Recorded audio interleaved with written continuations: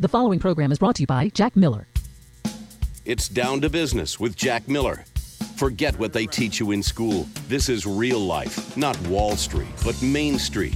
A real show on what's really involved with starting and running a business with all the ups and downs.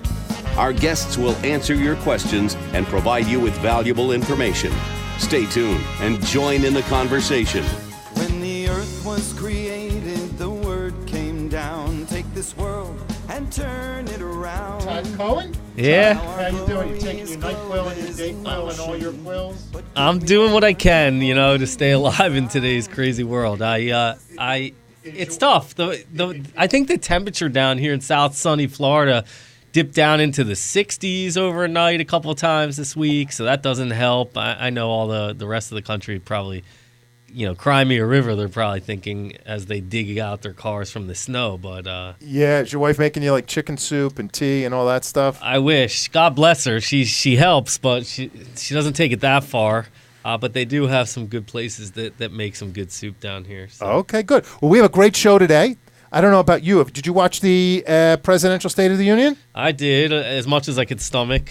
I understand. I get very depressed. I don't know about you, but when I come home, I'm in a pretty good mood. But when I listen to social media and watch TV and all that stuff, I get like depressed and stuff. Well, I was thinking about we tend for the last, I guess, 3 or 4 months, we've had a lot of political guests on our show, even though it's a business show. And look, it's very important because I think politics does govern the business world and the landscape to a large degree in our country. I think half the people want it to do less so, and half the people are okay with how much it does reach into our pockets. But well, we got a fantastic guest today. In fact, the guest today, his name's Michael Johns. We're gonna put him on in about a minute or so. But this guy is Tea Party Michael Johns? Tea Party Michael Johns. This guy was a presidential speechwriter for George H.W. Bush.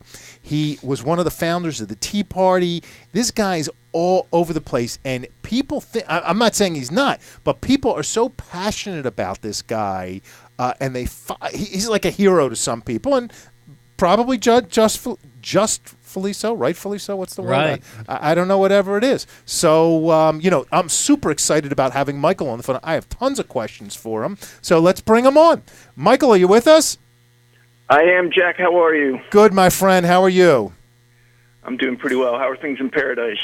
Florida. Hey, I know you went to school in Florida, so it's very nice. I can't complain. That's right. So, yeah, look, in the middle of January when you have a high of 75 and you look out at palm trees and crystal blue waters, things aren't so bad.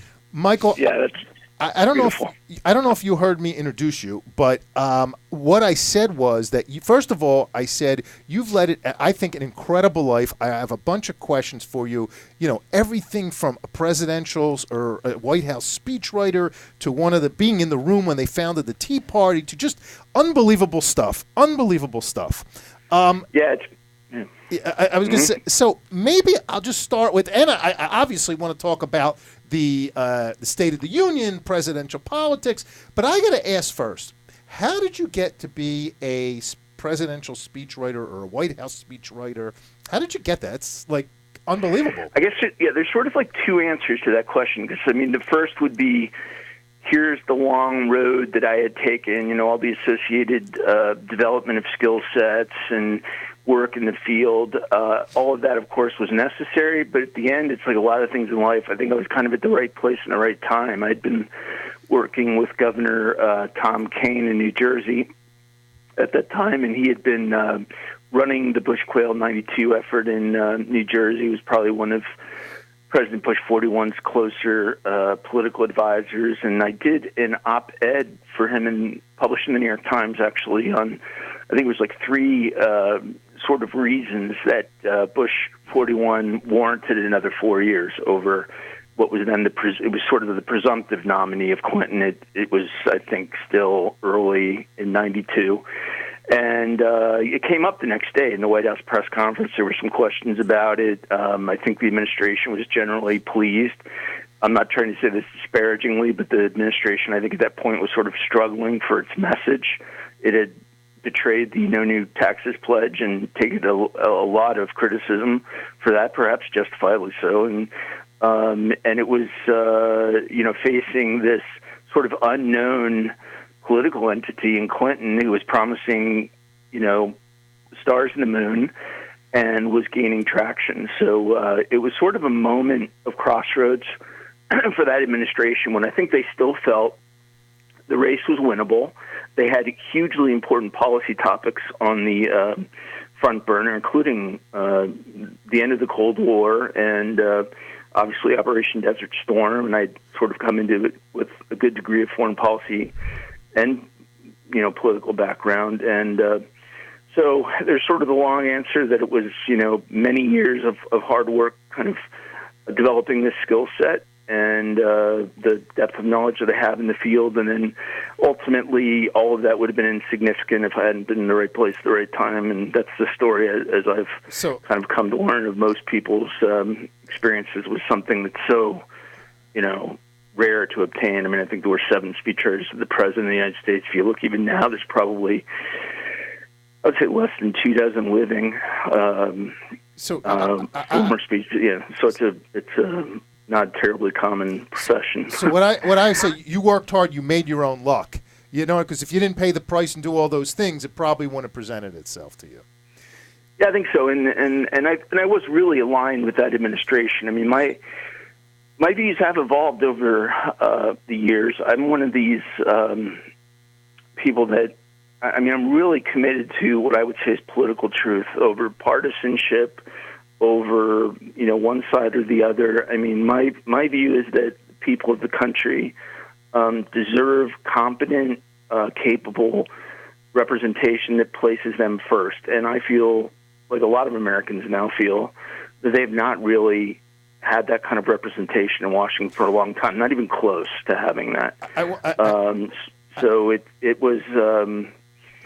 So I guess that's the other thing that's sort of intriguing about my background is I have been a part of what I think many today would call a GOP establishment, and yet, as you alluded to with my role in the founding of the Tea Party movement, I've been kind of at the forefront over the last several years and kind of leading the resistance to the GOP establishment, which I think I've really come to believe is not best serving the interests of the country, as the entire Democratic Party is not either.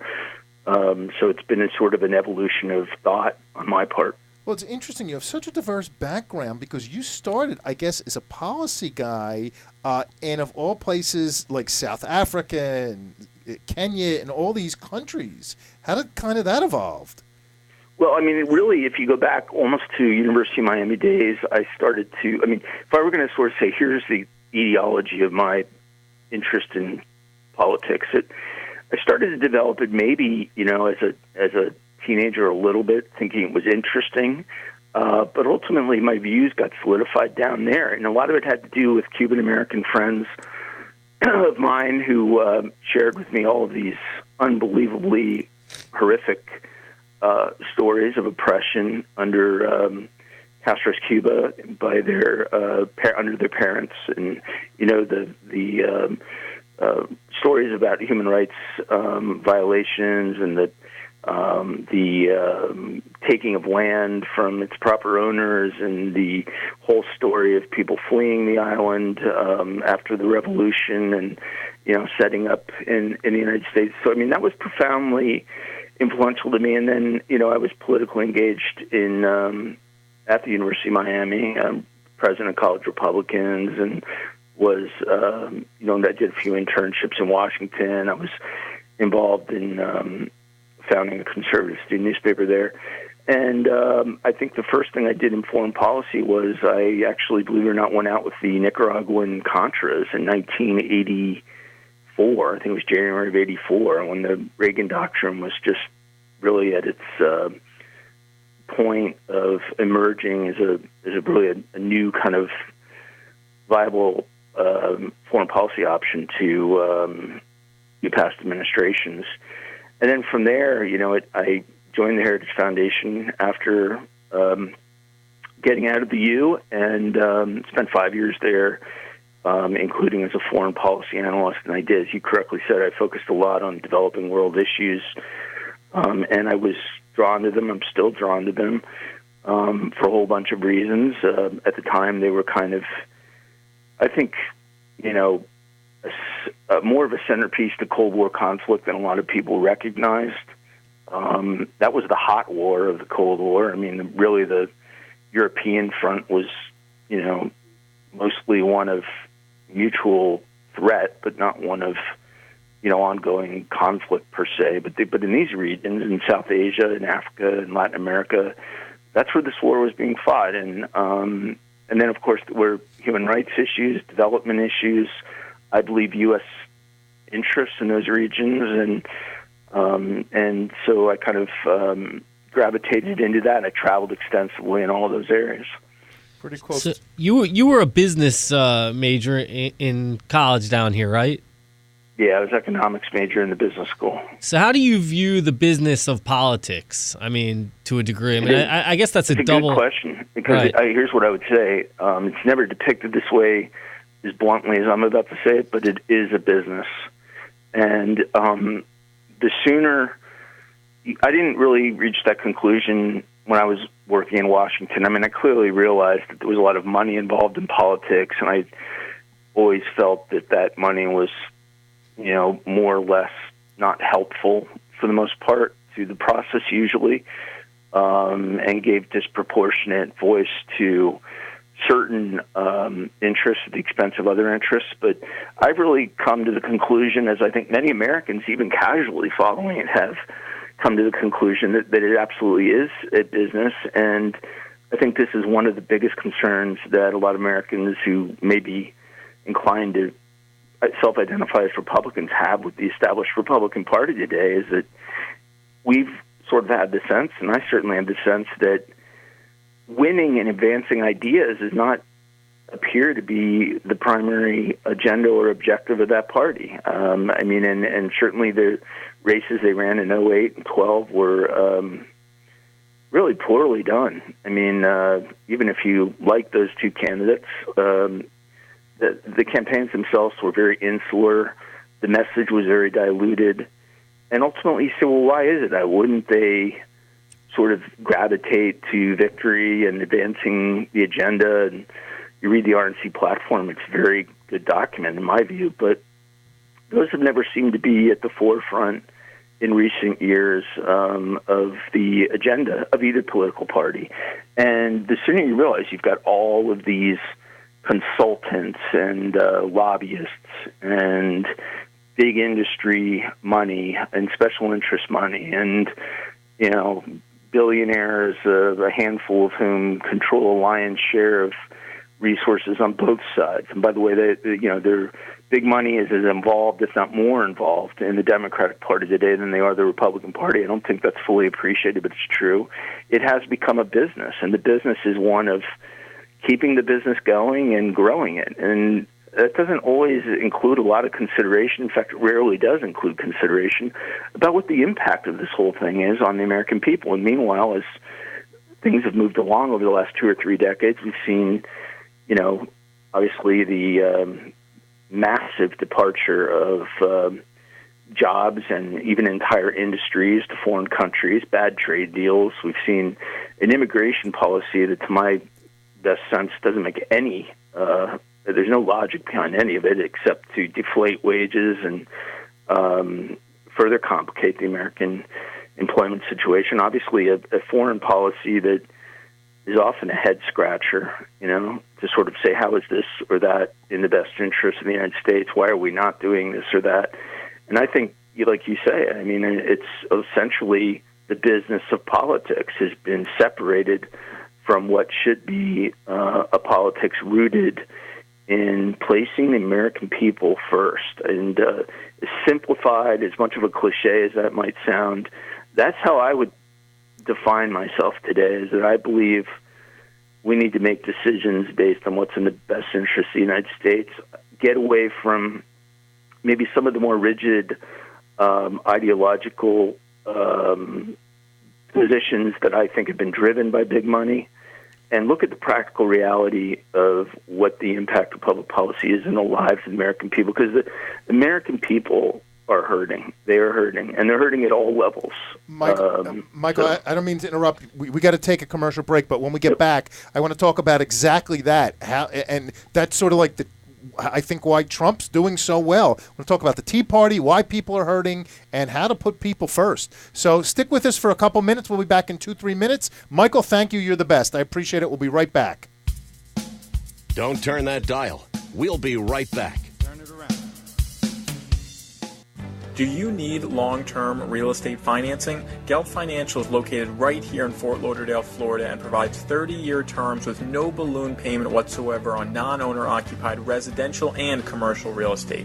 With a minimum loan amount of only $75,000 all the way up to $5 million, we provide common sense underwriting and a quick closings. We don't require tax returns whatsoever. Call right now at 561-221-0900. Again, that's 561-221-0900.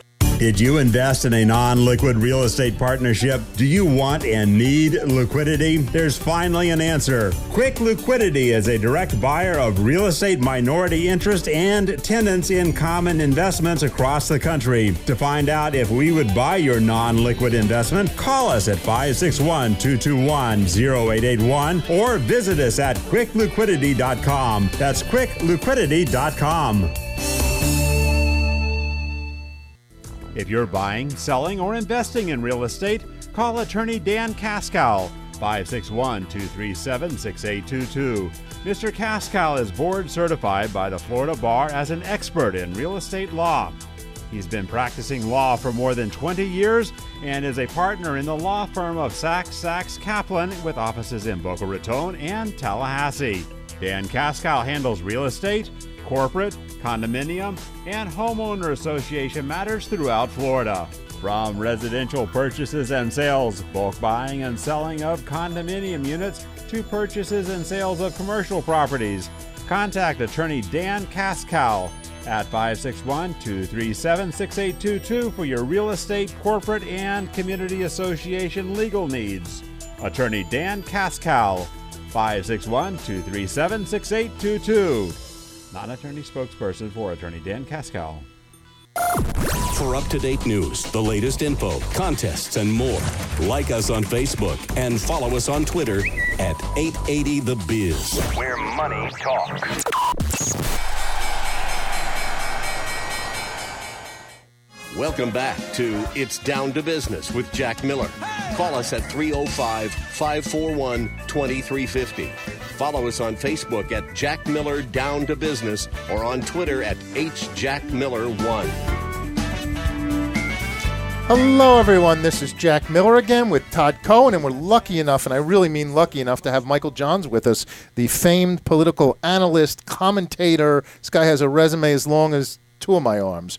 Michael, I have so much to go talk to you about, but people are sick and tired of what's going on with politics. But before we get into that, maybe if you could give us a little background, like how did the Tea Party start? Like, what does it happen? Like 3 or 4 guys just say, "Look, I can't take it anymore," and you guys get together over lunch or dinner. Like your question on how you become a presidential speechwriter. That's it's when I tell you this is the honest to God truth about how this movement developed. As you might recall, back in early '09, Rick Santelia, that really famed rant on the Chicago Mercantile Exchange, in which he said, I think he was addressing the issue of housing subsidies, and said, what this country needs is a giant second Tea Party rebellion, and a lot of the traders in Chicago at that time really responded real positively to it, and a lot of us saw it, me included. I saw it both live because I happened to have been watching CNBC that day, and I also saw, then of course it was repeated and sort of went viral online. And a number of us, the exact number, it certainly was not more than a dozen. It was somewhere, I would say, between like 8 and 12 of us that were nationally involved and were somewhat inspired by the Santelli rant, organized a series of conference calls. And we agreed on those calls that April 15th, tax day obviously, of 2009, that we would organize rallies across the country to try to draw attention to the growth of big government, the overtaxed nature of our tax systems on the and the burden that had on the American people, the illogical, counterproductive subsidies of certain industries at the expense of other industries, and the direction that administration, the Obama administration, was already taking, even in its what was then, I guess, its maybe third month or so. And so we organized these events, I mean, hundreds of them all over the country. Obviously, it grew beyond that core organizing group, but the core organizing group sort of, in turn, turned to their contacts, and it grew from there. I spoke that day in Boston, right, sort of at the location of the Boston Tea Party, right by it at Boston Common in Center City, Boston. I spoke that evening, then again at New York City at the mayor's office in a huge rally. Both these were huge. I mean, I think one in New York was over 13,000 people. The response was unbelievable. I can't say in retrospect that it was a tribute to how well organized we were, because I didn't, at least in my comparison to things I've done historically, I thought we were a little bit disorganized. But it certainly ended up being a reflection of the massive passion that existed out there, meaning there was this demand for a movement and for an avenue of voice to these issues that was not being provided at the time that we clearly provided. So this hasn't really been widely reported, but it's a fact. I mean, we really didn't envision this thing going. It was like a one-day event. We really did, in fact, want to have a very successful day. We really did want it to be a national news story, as it obviously was. But I don't think any of us on that call, in retrospect, at that moment, said, hey, this is a movement that's going to endure and grow to really, quite honestly, what's been the singular largest grassroots political movement in American history. I mean, it depends how you would quantify, say, the civil rights or anti-Vietnam War movements, but I think by most measurements, the Tea Party movement has probably included 30 to 40 million Americans. It could even be larger, I think, going forward. And lots of people have been drawn to it. So we focused on that one day, and took off from no matter there. where you were in the country, it doesn't matter where you were within probably a short driving distance to a Tea Party event. And some of these true. were, literally tens of thousands of people in major urban areas, and some of them were smaller, hundreds of people, but all of them had an immense passion, and that passion was captured both in the media coverage of the day and then also in all of us more or less saying, wow, we really... Right. Like, we knew we were onto something, but I don't think we knew how badly the American people wanted to have this voice in a movement that was not rooted in any partisan alliances, and yet expressed the level of rage that they had about what was and still is going on in American politics. Right. So to rehash for all of our listeners out there that probably dozed off during social studies or political science classes, the Boston Tea Party was when we, historically threw all the tea into Boston Harbor to sort of revolt against taxation without representation. And my question to you is, do you think it's more important to the American people today to have no taxation or to have greater representation or greater voice into politics? Well, what's really changed is, like, if you go back to the 1980s, say if you look at the Reagan election in 80 and the re-election of Reagan in 84, the idea of, depicting liberals correctly as tax and spend liberals was always like a political trump card. You would win with that as soon as you could depict that they were yet another big spending, big taxing political leader. But what's changed over the years that has made the issue of taxes still important, but less so than it was then, is the fact that you now have half the country not paying federal income taxes, partly because of the structure of our tax system and the marginal rate nature of it, and also a product of the fact that the number of underemployed and unemployed and disabled as well Americans has grown so hugely. So right now, when you say,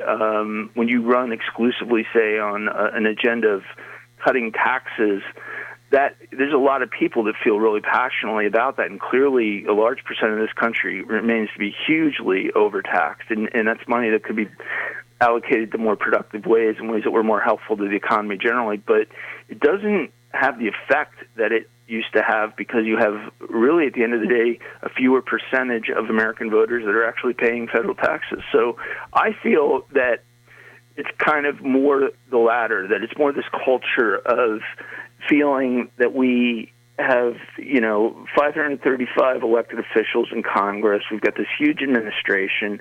We send all these people down there ostensibly to represent us, really, at the end of the day, to make decisions that we presumably just don't have time to do because we're pursuing our own families or our own careers or whatnot. And just over time, it's become so abundantly clear that they give almost no consideration to the sentiments. So let me ask you in another way. Actually, that'll be more clear. At the bottom of the market, when the Wall Street basically fell apart in 2008 and then 2009 when we were clawing out of it, they started the stimulus package, and I guess every family in America, and they the Obama administration made a point to let us know, would receive a check, a refund in the mail of X dollars, that occurred in 2009, and I think it occurred again in 10 and 11. It was like $300. Right, and my question to you is, I'm not belittling $300 at all. I'm sure it meant a lot, especially to certain people at or below the poverty line.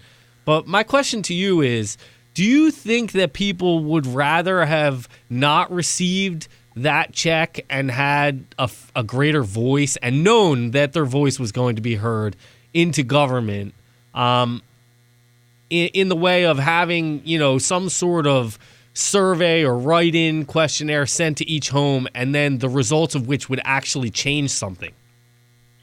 I think essentially what happened with the entire stimulus package, and then obviously the housing-based correction and banking issues that led up to it, was a real solidification in the minds of most Americans that we had this elite on Wall Street and in Washington that would routinely place their own interests above those of the American people. So when you think about what was the first thing that really happened as that entire process rolled out, was we, too big to fail. We have to bail the banks out. And even if you said it, and obviously I don't agree with that, and I don't think most Americans agree with it, and certainly the Tea Party movement is unified against it. But regardless of what your view on it was, I think it was even concerning the way that was the first sentiment that Washington had, was to always gravitate to these institutions. In the eyes of a lot of the American people, have kind of been co-conspirators in these very problems. I mean, you don't have to look much deeper than the way, they had bad loans extended and then bet against those loans. And, clearly we're operating in ways that were legal, technically legal, but were nonetheless utterly counterproductive to the American economy and the American people. And presumably there was no consideration even of that. And then you project the fact that existed as well in the in DC policymaking. And I think you finally had this immediate awakening that these institutions that we've looked up to as being the brightest minds in the country, and ostensibly at least somewhat concerned about the direction of our country, have really put their own self-interest above everything else. And particularly for middle-income Americans, I would say, which I think has been it's like the government stuck us, the institutions stick us, everyone's sticking the American people. That's, I think, how people feel. And I don't think that, that's the perception, but I think that's also the reality. I think if you were going to look at the policies that have played out, whether it's bad trade deals, whether it's the open border and immigration, whether it's the fraudulent nature and damaging nature of these H-1B visas and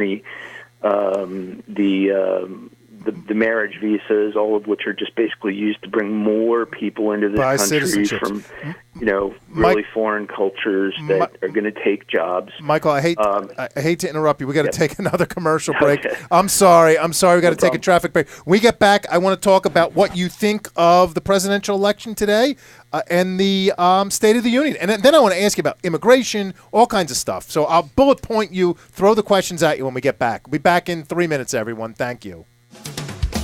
Don't turn that dial. We will be right back. Are you tired of dealing with unreliable banks and brokers who charge upfront fees and never deliver on their promises? You don't have to. Gelt Financial Corporation has been in business since 1989 and offers a stated income loan program for non-owner-occupied residential and commercial real estate investors. No tax returns required. What are you waiting for? Call Gelt Financial right now at 561-221-0900. Again, that's 561-221-0900. 561-221-0900. Did you invest in a non-liquid real estate partnership? Do you want and need liquidity? There's finally an answer. Quick Liquidity is a direct buyer of real estate minority interest and tenants in common investments across the country. To find out if we would buy your non-liquid investment, call us at 561-221-0881 or visit us at quickliquidity.com. That's quickliquidity.com. Locked into 880 The Biz, South Florida's only business talk station. 880 The Biz, where money talks.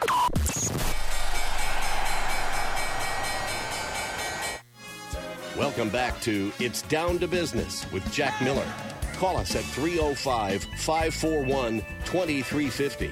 Follow us on Facebook at Jack Miller Down to Business or on Twitter at HJackMiller1. Hello, everyone. This is Jack Miller back with Todd Cohen, and we're lucky enough to have Michael Johns on the phone. Michael, thanks for sticking out the break. Michael, I have so many questions for you. So can I just throw out some rapid-fire questions? Give it like a minute or two, because you know what? It's not often that the American public and I get to talk to someone of your experience and education and just stature, and I have tons of questions. What do you think of the fact that compromise in Washington is a bad word today? In other words, it seems that both parties dig in their heels, and like if anyone compromises, like they get voted out of office. To me, compromise is like part of life. That's just life. Yeah, the rub is always in the details, and one of the concerns that I think is legitimate for Republicans and conservatives is that the compromises that typically have been made have been, accommodations to left of center or democratic thinking. I mean, you could say, look at the immigration and border issues of 1980, where Reagan granted amnesty to millions and was promised that the border would be secured. Amnesty was granted, and then the border never was secured. You could look, even I cited earlier about being in the Bush administration about the violation of the No New Tax Pledge. Well, in a way, that was a real calculated decision where it was supposed to be a concession that Democrats were insisting on for taxes in exchange for massive cuts in spending. The tax pledge was broken and taxes were raised, but the spending cuts never came. So are you saying there's been a real tough time, I think, for a lot of conservatives and Republicans to say, because they got burned. This concept has really led us to compromising the views, which would maybe be more acceptable if it was leading to a reciprocal I got you, because they got concession, burned. but there's been very little in the way of reciprocity. I got you, because we got burnt. I got you. You told me a fascinating story, I don't know, last week or 2 weeks ago about Richard Nixon. I think it's just a great story. Do you mind sharing it with everyone? I think it's fantastic. Well, I sort of, when I mentioned, like, what were the early influences, I mean, and I'm not saying that I gravitated to Nixon as a fan or a critic. I wouldn't say I was either. I was fascinated with him as a political figure and equally fascinated with the people that were around him, some of whom were hardened conservatives, some of whom were just more, cutthroat political types, and the way that all integrated and the direction of that whole administration. But I had the good fortune of meeting Nixon before he died, and he had gotten to know me a little bit as well and my work. So it was, when I look back on sort of high points in this now 30 years of involvement, that was really important to me. That was really, really helpful. And I think the quote I gave you was he had been working very closely with a Republican political consultant called Roger Stone, who in fact was involved with the Trump campaign until recently. By the way, Roger was on. Roger was on the show a couple weeks ago, and he's coming back in 2 weeks. So we know Roger.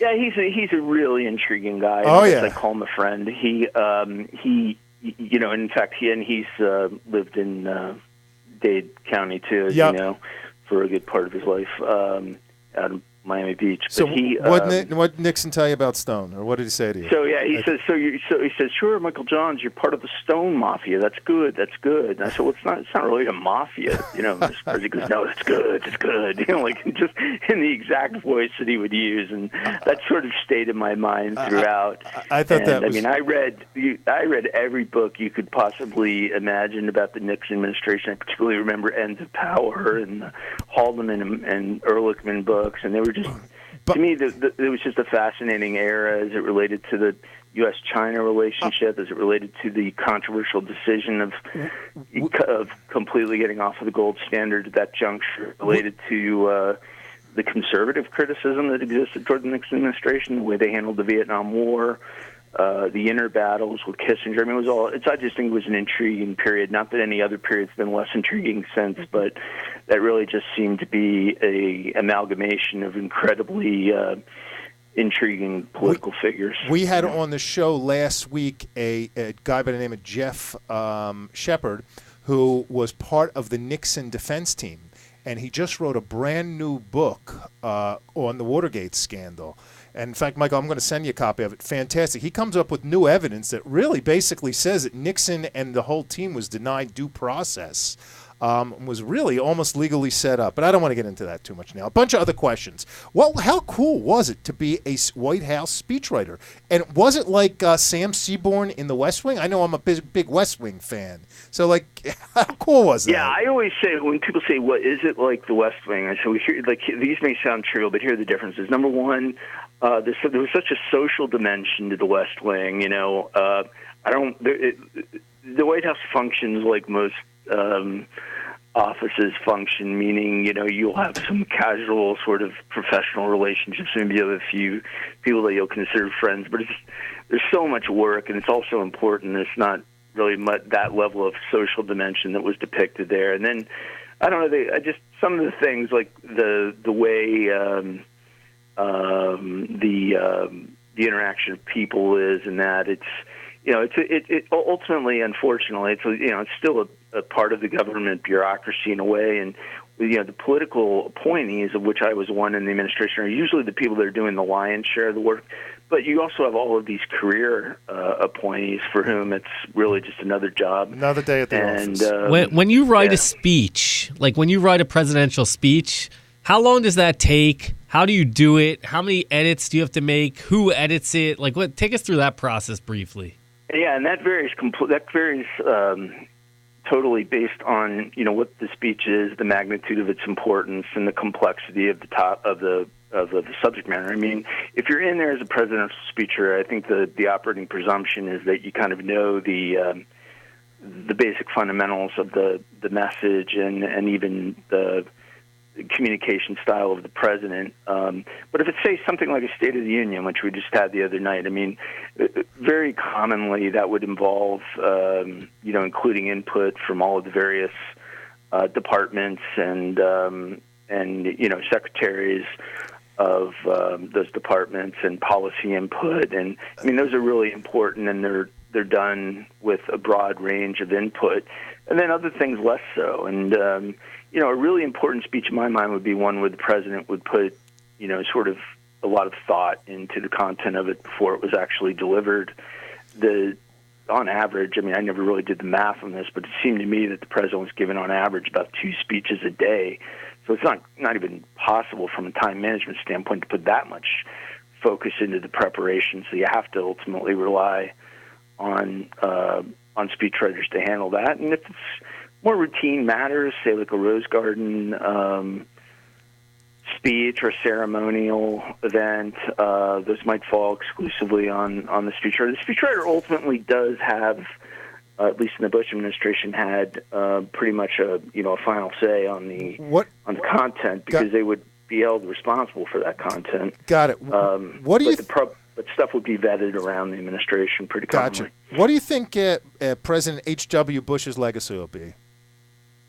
Well, I think it's ultimately going to be I believe the biggest accomplishment was the peaceful navigation of the end of the Cold War. Okay. Which could have very easily gone another direction. Gotcha. Now, I got you. And then the close second, obviously, is the Operation Desert Storm, and the fact that whatever you feel of U.S. involvement in that region, and I'm sympathetic to both sides, really, in some ways.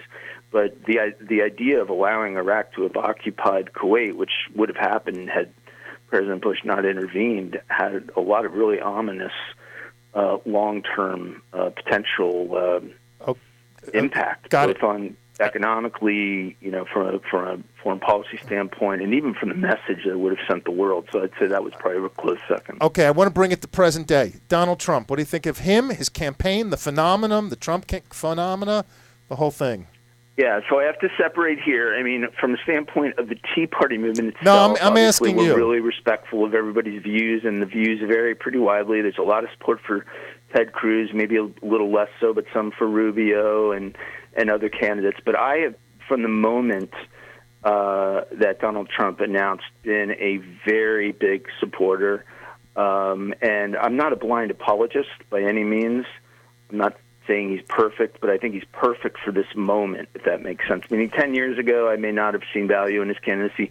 10 years from now, I may not see value in it. But I think for the issues that we're confronting right now, which really require a derooting of this corrupt system and putting American people back first as far as the consideration on every policy agenda, I think he's the man for the moment.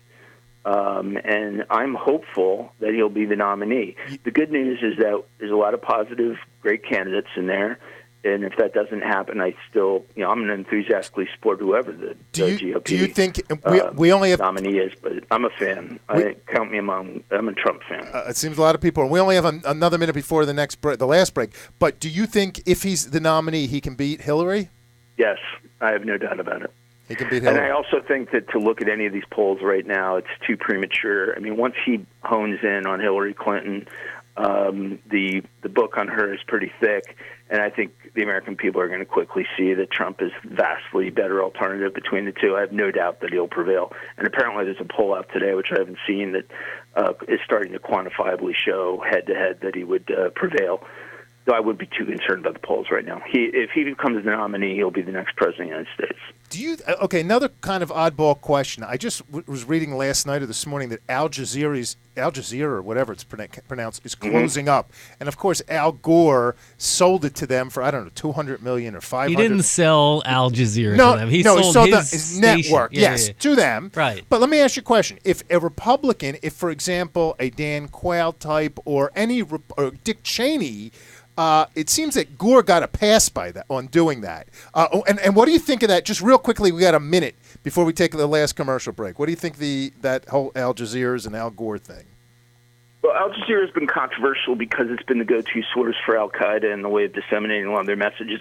I'll give you my own experience. I've appeared on that network many times and found it to be as balanced as any other mainstream media network, which I guess isn't saying too much. I mean, it is a left-of-center persuasion, but not any more so than any others. And as far as the Al Gore sale, which was controversial at the time and has become even more controversial, I think of what was the name of a Current TV, which I think you're right. I think it was about $200 million he got for that.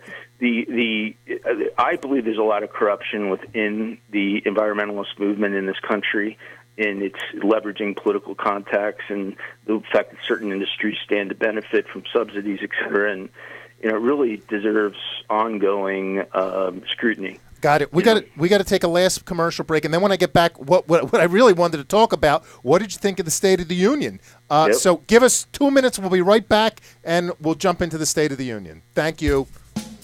Don't turn that dial. We'll be right back. Turn it around. Do you need long-term real estate financing? Gelt Financial is located right here in Fort Lauderdale, Florida, and provides 30-year terms with no balloon payment whatsoever on non-owner occupied residential and commercial real estate. With a minimum loan amount of only $75,000 all the way up to $5 million, we provide common sense underwriting and quick closings. We don't require tax returns whatsoever. Call right now at 561-221-0900. Again, that's 561-221-0900. Did you invest in a non-liquid real estate partnership? Do you want and need liquidity? There's finally an answer. Quick Liquidity is a direct buyer of real estate minority interest and tenants in common investments across the country. To find out if we would buy your non-liquid investment, call us at 561-221-0881 or visit us at quickliquidity.com. That's quickliquidity.com. Welcome back to It's Down to Business with Jack Miller. Call us at 305-541-2350. Follow us on Facebook at Jack Miller Down to Business or on Twitter at HJackMiller1.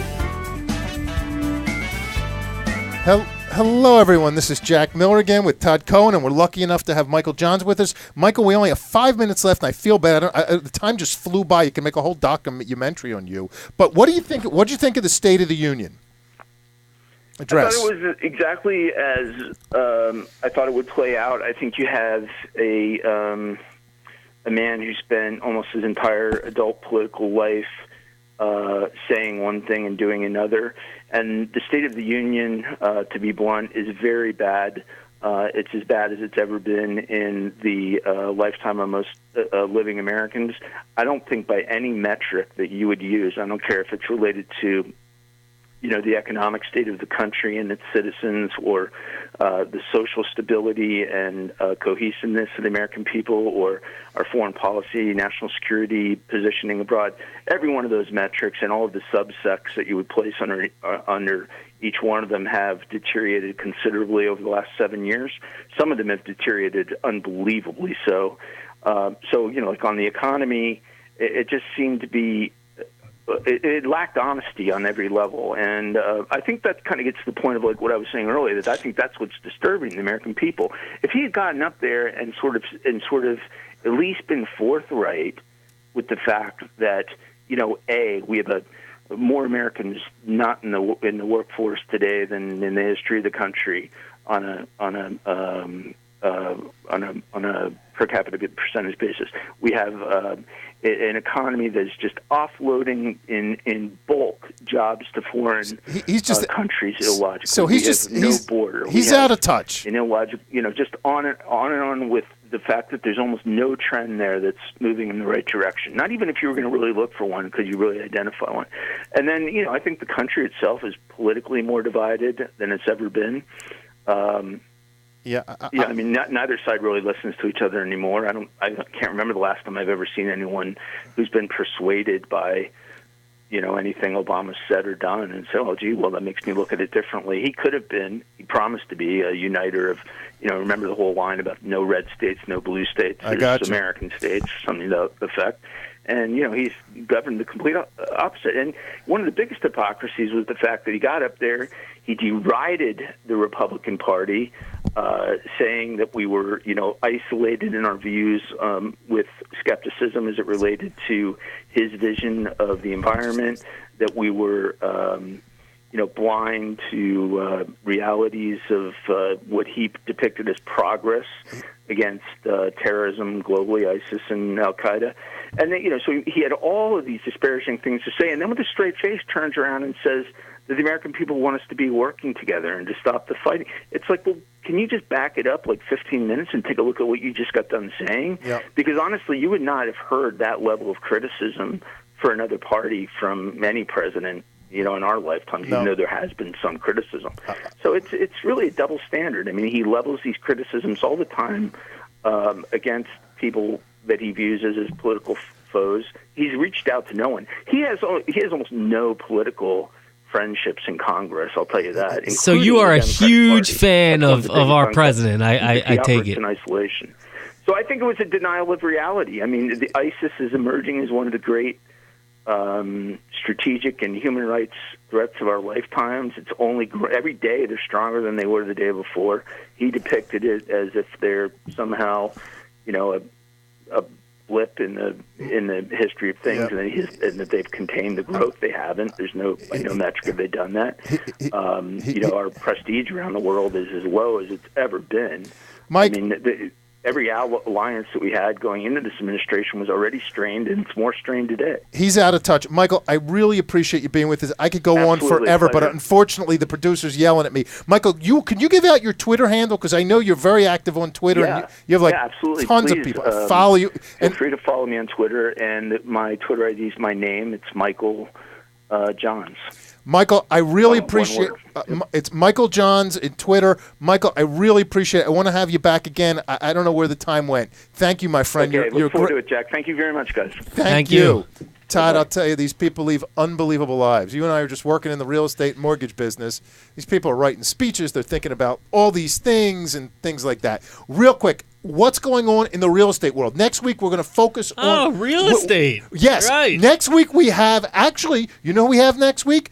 The Siri lady, Susan Bennett, is coming. But most of the show is going to be on real estate. The biggest news, real estate-wise, it was an article I just read in the New York Times. I think it was this morning or maybe yesterday that the government is now going to probe foreign buyers of condos and homes in New York and Miami. $1 million or more. It's right. All my notes talk. So what do you think about that? Well, there's been a lot of money laundering. There's no doubt about it through the ages, through real estate. And, those two cities are hotbeds for that. Foreign people, are looking to park their money somewhere. They don't even live in these places 9 times out of 10. And they put the money into these investments. They prop up, the real estate pricing models. They prop up all kinds of things. But they're bringing money to the economy. I agree. Look, I mean, without them, Miami would be in the toilet. Right. Well, they certainly wouldn't have rebounded like they did. No. So look, I mean, it's good and it's bad, and I understand both sides of this argument. It's a tough one. I'm in the real estate business. Obviously, I like anything that makes real estate thrive and healthy. So I guess overall I'm against this. But. Todd, we have 2 minutes left. I'm going to give you a minute. Give out your contact information. Tell the world what you do. I know everyone knows what you do already, but tell everyone what you do. And give out your contact information. I am a commercial real estate advisor and broker. I work with Marcus and Millichap. A superb and supreme. Look, I mean, I don't like to toot my own horn, but we're extremely good at what we do, and I am extremely good at what I do. I will toot your own horn. If you are looking to invest in real estate, if you already are a real estate investor in income-producing properties, please don't hesitate to give me a call, 786-522-7021, or you can find me, also at Twitter at Todd M. Cohen. You can also find me on our website at marcusandmillichap.com, marcusmillichap.com. And look, I can help you make money in the real estate world. I can help you create and preserve wealth through real estate investments, tangible investments that produce a monthly yield. Next week, we're going to focus on real estate, and we're going to focus on mortgage lending, because I'm in the mortgage business, and I never talk about it. I don't know why. You should talk about what's going on in the financing world. The truth is, I wake up every day excited to be in the finance business, and I don't know, we're talking about politics, which depresses me, even though Michael Johns was a great guest, and I could talk to him forever. All our guests are great, and we love having them, but at the end of the day, we all have businesses to run, and this is what we do. Next week. Todd, we got a minute left. Everything else good with you and the family? I can't complain. Okay, good. Never had a bad day in my life, right? I have plenty of them, but you don't want to hear it. You don't want to hear it. Well, everyone, very much. This is Jack Miller. We really appreciate it. Hey, check out our new website, hjackmiller.com. We're just building it. It's going down sometimes, but check it out. We're going to have the web writer on soon. I thank everyone for tuning in. Wait, who are we having next week? Next week, we're going to have the Siri lady. Siri? Siri, the woman on my phone. The woman on your phone is coming out of your phone, and she's going to be on our show. She is going to materialize outside of my iPhone. Yes, like the I Dream of Jeannie. You'll rub Oh, it a my little God. bit. Susan Bennett likes our show. She contacted me, I don't know, a month ago. She is going to be on our show next week. And it's interesting how she gets paid. Very interesting. She's a very interesting lady. And she's a singer, has a beautiful voice. Can't wait. We got to wrap it up. Larry's going to kill me. Larry, thank you very much. Everyone have a great day. We appreciate you being with us. We hope you enjoyed the show. Don't forget to tune in next Thursday at 3 o'clock on 880 The Biz. If you want to send in your questions, comments, or ideas for shows, please email Jack Miller at geltfinancial.com. Follow us on Facebook at Jack Miller Down to Business or on Twitter at HJackMiller1. Turn it around, turn it around, turn it around. You got to turn